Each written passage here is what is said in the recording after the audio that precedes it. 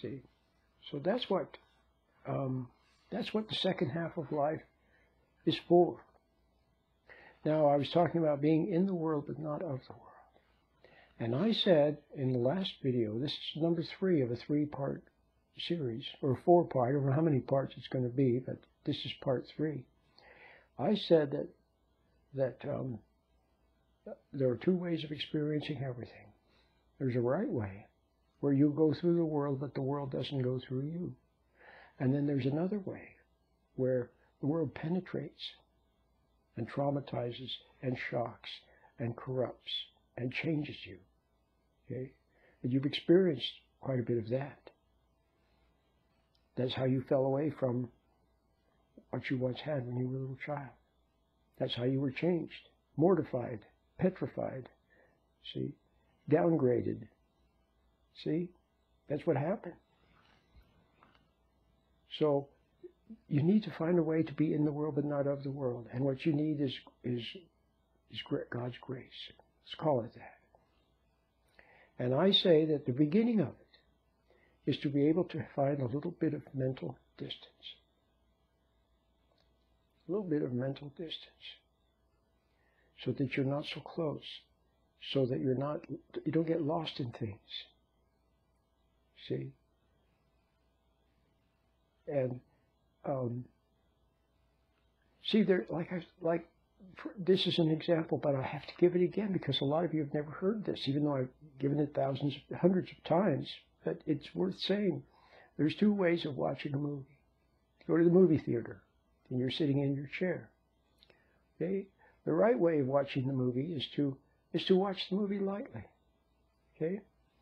And at the same time, you're aware of yourself sitting in the chair, aware of your hands, and aware of your surroundings. There's people, there's a man eating popcorn, and there's the curtain, and there's somebody there watching the movie, and you're kind of standing back just a little bit. So there's the movie, and you watch it, and it's interesting, but not too interesting. So you don't get lost in it. So that's the right way. You hang on to awareness. So you're in the movie theater, but you're not. You're watching the movie, but you're not of the movie. But the wrong way, the way most people watch the movie, is they get lost in it. They get so lost in the movie, they're totally oblivious to their surroundings. They identify with the character in the movie. It's like it's happening to them. And they're so lost in the movie that someone could come up and take your purse or your iPhone out of your pocket. You wouldn't even realize it. You're so lost in the movie. See the difference? Well, that's the way people go through life. Everything captures their attention. Everything upsets them, aggravates them, fascinates them. They're lost. And then when they're not lost out in the world, they're lost in their thoughts, which also fascinate them. See, endlessly thinking, reliving the past, worrying about the future, daydreaming. So there has to be a way to be able to stand back, a little bit of mental distance. That's why I have the special little meditation, to help you get started. Okay? And then, in the inner light, then you are able to observe things that you never could before. See, standing back, you have objectivity. Okay?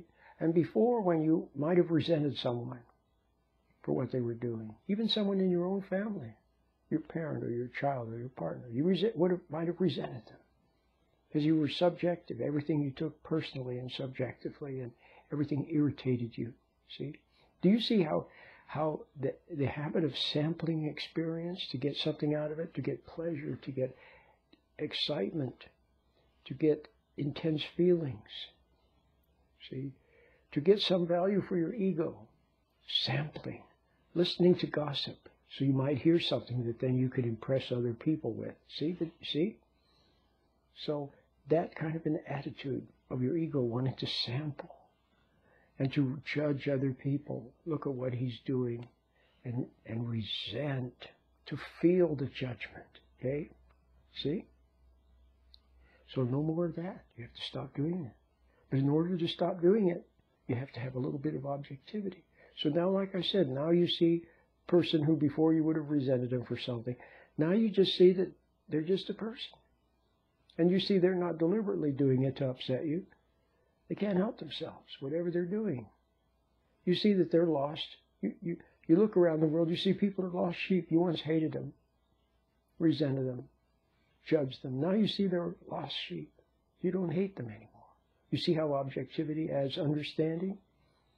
Okay? And so it improves your relationship with your family, your kids, everyone.